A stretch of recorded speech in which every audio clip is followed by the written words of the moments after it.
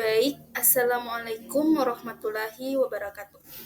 Kenalkan, saya Salwaliana dengan NIM 4134230003. Di sini saya akan memenuhi mata kuliah Filsafat Ilmu, tugas yang diberikan oleh Bapak Laudi Nasar, SPD MSc. Di sini saya akan mempresentasikan materi dengan judul Sejarah Statistik di Indonesia. Jauh sebelum statistik modern diperkenalkan, masyarakat Indonesia telah mengenal dan mempraktikkan bentuk-bentuk pendataan sederhana.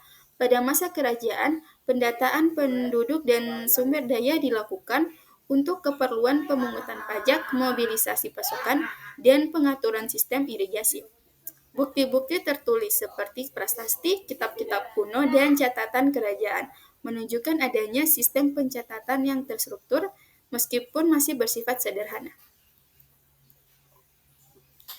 Kedatangan bangsa Eropa, khususnya Belanda, pada abad ke-16 menandai babak baru dalam sejarah statistik di Indonesia. Pemerintahan kolonial Belanda menyadari pentingnya data statistik untuk mendukung administrasi pemerintahan dan eksploitasi sumber daya alam. Berbagai survei dan sensus pun dilakukan untuk memetakan potensi ekonomi dan demografi di wilayah jajahan. Pada tahun 1899, tonggak penting dalam sejarah statistik Indonesia terukir didirikannya Biro Pusat Statistik JBS di Batavia, yang sekarang menjadi Jakarta. Lembaga ini menjadi cikal bakal badan statistik resmi pertama di Indonesia, yang bertugas mengumpulkan, mengolah, dan mempublikasikan data statistik untuk kepentingan pemerintahan kolonial. Di bawah administrasi CBS, sistem statistik modern mulai diterapkan di Indonesia. Metode pengumpulan data yang lebih terstruktur dan sistematis diperkenalkan. Cakupan data statistik diperluas dan publikasi data statistik secara berkala mulai dilakukan. Perkembangan ini menandai pergeseran dari pendataan tradisional yang bersifat sporadis dan parsial menuju sistem statistik modern yang lebih terorganisir dan komprehensif. Perkembangan statistik di Indonesia pada tahun 1945 membawa semangat baru bagi pembangunan nasional. Pemerintah Indonesia menyadari pentingnya statistik sebagai fondasi dalam merumuskan kebijakan dan program pembangunan. CBS diaktifkan kembali dan berganti nama menjadi Kantor Pusat Statistik KPS.